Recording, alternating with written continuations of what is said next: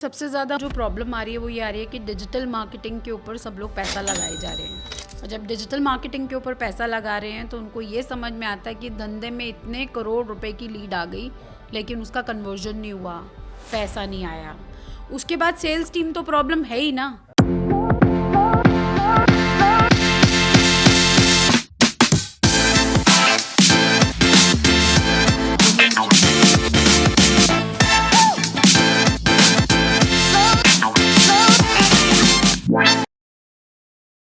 जो आपकी कंपनी की ऑक्सीजन है, फाउंडर की, हर बिजनेसमैन की, लेकिन सबसे बड़ी प्रॉब्लम जो वो फेस करते हैं वो सेल्स टीम के साथ ही करते हैं, क्योंकि बाकी सारे डिपार्टमेंट हैं वो बैक एंड के डिपार्टमेंट्स हैं, वो आपको रेवेन्यू अर्न करके नहीं दे रहे हैं। But when it comes to sales team, वो जितना आपकी जान खाती है वो उतना आपको पैसा भी कमा के देती है। तो उनको मैनेज करना, उनको रिटेन करना, उनसे काम करवाना, उनसे रेवेन्यू निकालना, पर पर्सन प्रोडक्टिविटी निकालना, ये आज की डेट में सबसे बड़ी प्रॉब्लम है। और तीसरी प्रॉब्लम ये आती है कि हमारे प्रोडक्ट पे कस्टमर गाली दे रहा है। इसको क्या करें मैम? हमने इतना अच्छा आइडिया लेके आए, हम इतना अच्छा प्रोडक्ट लेके आए, मार्केट में हमें गाली मिल रही है, मार्केट में हमें डिस्काउंट देना पड़ रहा है, हमारे कॉम्पिटिटर्स इतना अच्छे से माल बेच पा रहे हैं, हमारा माल बिक नहीं पा रहा। प्रॉब्लम कहाँ पर है? बढ़िया। तो सबसे पहले तो इन्हीं 3 पॉइंट्स को, इन्हीं 3 पेन पॉइंट्स को थोड़ा डिटेल में पकड़ते हैं for the better understanding of our audience. पहला पॉइंट, आपने डीएम की बात करी, डिजिटल मार्केटिंग। मैं जानना चाहता हूँ, इंडिया वांट्स टू नो कि डिजिटल मार्केटिंग करें या कंटेम्प्रेरी मार्केटिंग करें, और क्यों?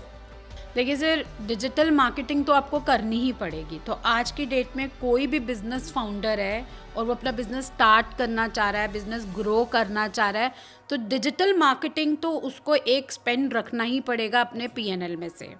और वो डिजिटल मार्केटिंग आपका जब यूट्यूब, इंस्टा, मेटा, जहाँ पे भी आप ऐड लगा रहे हैं, वहाँ से आपको कस्टमर ज़रूर ला के देगा, क्योंकि मॉडल्स कैसे बन गए हैं। कस्टमर आपकी ऐड देखता है, ऐड देखने के बाद वो आपके वेबिनार, आपके प्रोडक्ट के लिए इंक्वायर करता है, इंक्वायर करने के बाद आपके पास इनबाउंड कॉल आती है, व्हाट्सएप, वाटी के थ्रू लोग इंक्वायर करते हैं। तो चैनल आज की डेट में यही बन गया है। वो ज़माना चला गया कि वर्ड ऑफ माउथ के थ्रू कि ये एक अच्छा सुनियारा है, इसके पास लोग जाकर सामान खरीदेंगे, या हम चांदनी चौक चावल लेने जाएंगे, वो टाइम चला गया। सही बात है। इसी का एक क्रॉस क्वेश्चन, एक कनेक्टेड क्वेश्चन निकल गया है, फिर हम बाकी 2 प्रॉब्लम पर जाएंगे। तो क्या आप ये कह रही हैं कि आज के टाइम में कंटेम्प्रेरी मार्केटिंग ख़त्म हो चुकी है? टीवी के जो एड्स हैं, होर्डिंग है, न्यूज़पेपर एड्स? जी सर, ये बिल्कुल ख़त्म हो चुके हैं। पता है क्यों? इसके पीछे 2 रीज़न है। कॉस्ट बहुत ज़्यादा है। अगर आप टीवी पे एक ऐड देते हैं, कॉस्ट बहुत ज़्यादा है। आप होर्डिंग्स लगवाते हैं, उसकी कॉस्ट बहुत ज़्यादा है। आप न्यूज़पेपर में देते हैं, तो आप बताइए, आपने लास्ट आपके घर में न्यूज़पेपर कब पढ़ा था? किसी ने नहीं पढ़ा था। वो टाइम गए जब पेरेंट्स बोलते थे न्यूज़पेपर पढ़ो। सो ये सारे ना पुराने मेथड्स हो चुके हैं। आपकी मेज तक आज की डेट में यूट्यूब एंड इंस्टा पे एक्टिव हैं, तो आपका सारा कंज्यूमर तो आज की डेट में यूट्यूब, इंस्टा पे है, तो वो दिखाओ ना जहाँ पे लोग देखना चाहते हैं। एब्सोल्युटली। तो सार अब तक का ये निकला कि जहाँ पर लोग हैं वहाँ पर पहुँचो ना। जहाँ दिखता है वहाँ बिकता है, सिंपल। Very true. क्या बात है। ठीक है जी। तो डिजिटल मार्केटिंग हो गई इन। अब मैं ये आपसे पूछना चाह रहा हूँ कि एक बिजनेस ओनर है, मान के चलिए एक दुकानदार है, उसका 50,000 का गल्ला है या 5 लाख का गल्ला है, दिन का या महीने का, वॉटेवर, फ़र्क नहीं पड़ता। वो डिजिटल मार्केटिंग कैसे करे और उसका रॉस कैसे कैलकुलेट करे? देखो, डिजिटल मार्केटिंग में आप चाहे छोटे दुकानदार हो, बड़े दुकानदार हो, कैंपेन्स में हमेशा ये बोलती हूँ, आपका जो डीएमटी का बजट होना चाहिए वो आपके पीएनएल के हिसाब से होना चाहिए। फॉर एग्जांपल, अगर मैं महीने का 50,000 रुपये मेरी कंपनी में या मेरी दुकान पे 50,000 का ही गल्ला है, तो मुझे जो कैंपेन शुरू करना चाहिए वो 1,000-2,000 रुपये से करना चाहिए। जब आपने 1,000-2,000 की टारगेट ऑडियंस डिसाइड कर ली, आपने डिसाइड कर लिया प्लेटफॉर्म यूट्यूब पे चलाऊंगा, इंस्टा पे चलाऊंगा, या मैं मेटा पे ऐड चलाने वाला हूँ, राइट, या गूगल में एड्स करने वाला हूँ। आपने वहाँ पे अपनी टारगेट ऑडियंस डिफाइन कर ली, आपने अपना जेंडर, फीमेल, मेल देख लिया, उनकी इनकम डिसाइड कर ली और अपना टारगेट ऑडियंस को डिफाइन कर दिया। जब वो डिफाइन हो गए, उसके बाद जब आपने कैंपेन रन किया, तो जो पहली आपकी 50 लीड आएंगी ना, उसका लीड क्वालिफिकेशन बहुत इंपॉर्टेंट है। ये मैं हर फाउंडर को बोलती हूँ, चाहे कोई 1 करोड़ रुपए का भी गल्ला लगा रहा हो, आप किस ऑडियंस को अपनी ऐड दिखा रहे हैं। हर प्रोडक्ट हर एक के लिए नहीं बना हुआ। आपका प्रोडक्ट जिसके लिए बना है, अगर आपकी ऐड वहाँ तक नहीं जा रही है या राइट टारगेट ऑडियंस आपका प्रोडक्ट नहीं देख रही हैं तो आप पहले महीने ही घुस जाओगे कि भैया मैंने तो ऐड चलाई थी और मेरे पास तो कुछ नहीं आया, मैं तो डिजिटल मार्केटिंग इतने लाखों की कर रहा हूँ, मेरे पास रेवेन्यू तो आ ही नहीं रहा। तो सबसे पहले डिजिटल मार्केटिंग में कैंपेन्स अपने चेक कर लो, कैंपेन्स चला लिए उनकी लीड क्वालिफाई कर लो, उसके बाद आप आगे डिसाइड करोगे कि मैंने इतना लगाया तो इतना रेवेन्यू आ गया, अब इस पे और पैसा लगाना शुरू कर। बहुत बढ़िया मैम, इसमें एक बात बताएं आप, 50,000 के एड्स चलाए, लेट सपोज कोई बिजनेस है, 50,000 का एक एग्जांपल ले लेते हैं, जो सबसे बड़ा पेन पॉइंट है हर बिजनेस उनका, मैं वो पकड़ने की कोशिश कर रहा हूँ। मान के चलो 50 रुपये की CPL आई, लगभग 1000 लीड जनरेट हो गई। Now out of that 1000 leads ही is not able to generate revenue, वो रेवेन्यू में जनरेशन नहीं आ रहा है। अब या तो सेल्स में प्रॉब्लम है या फिर लीड की क्वालिटी अच्छी नहीं है। यहाँ पर डिजिटल मार्केटिंग एजेंसी का तरीके से चुनाव कैसे करें?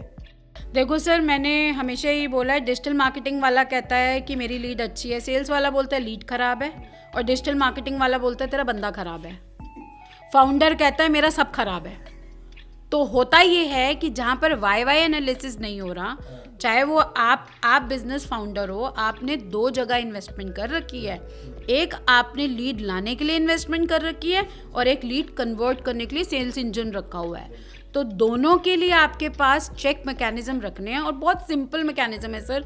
मैं हर वीडियो में बोलती हूँ कि जिसने अपना लीड लाने से लेकर लीड कन्वर्ट होने तक का मैकेनिज्म सेट कर लिया, वो फाउंडर जिंदगी में कभी कोई उसको बेवकूफ़ नहीं बना सकता, राइट? ये जो ब्लेम गेम है ना कि लीड खराब है, कस्टमर नॉट इंटरेस्टेड है, कन्वर्जन नहीं हो रहा, सर हम यहाँ काम नहीं करेंगे, आपका प्रोडक्ट ही खराब है, वो सब चीज़ें कैसे ठीक होंगी उसका आपको 2 स्टेप में बता देती हूँ। जब भी आपके पास लीड आएगी, अपनी कंपनी के अंदर ऐसे क्वालिफायर्स रखें, ऐसे लोग रखें, जब आपका कैंपेन स्टार्ट हो तो एटलीस्ट उसकी 10 लीड्स को वो चेक करें कि मेरे प्रोडक्ट से मैच करता हुआ कस्टमर आया है या नहीं, हमें फीमेल चाहिए, मेल के रेशो ज़्यादा आ रही है, कस्टमर्स की कॉल्स जब हमने की तो उसमें नॉट इंटरेस्टेड डेटा कितना आया, 10 कॉल्स हमने 10 लीड ली, 7 आपके नॉट इंटरेस्टेड कस्टमर्स हैं, दैट मीन्स ये कैंपेन में जो हमने टारगेट ऑडियंस उठाई है उनकी पेइंग कैपेसिटी या वो टारगेट ऑडियंस आपके प्रोडक्ट के लिए बनी ही नहीं थी, राइट? तो this lead qualification once you have done, you will be able to understand कि मैं सही लीड अपनी टीम को दे रहा हूँ। नहीं तो आपकी टीम जब उन पे काम करेगी, उन लीड्स पे, तो घंटों काम करेंगी गलत कस्टमर पे, घंटों आपकी टाइम जो है वो वेस्ट होने वाला है, डायलर की कॉस्ट, मोबाइल की कॉस्ट, एंड इवेंचुअली आपकी टीम आपको छोड़कर चली जाएगी, राइट? जहां आपने ये मैकेनिज्म सेट कर लिया कि कोई भी मैं नया कैंपेन सेट कर रहा हूँ, उसकी लीड क्वालिफाई कर दी कि हमारा ये कस्टमर जो है ये सही कस्टमर है। अच्छा, अब इसकी भी एक क्राइटेरिया मैं बता देती हूँ। जब भी लीड आपके पास आएगी, मैं ये नहीं बोल रही हूँ कि 10 के 10 कस्टमर पहली कॉल में उठा लेंगे और वो अच्छा कैंपेन है। मैं ये कह रही हूँ कि उसमें कॉन्टैक्टेबिलिटी हो, 10 कस्टमर से 6-7 कस्टमर फ़ोन उठा लें। अगर मेरा एक मेल कैंपेन है, मतलब मेल प्रोडक्ट है, तो एटलीस्ट उसमें 10 में से 7 लोग तो मेल आए,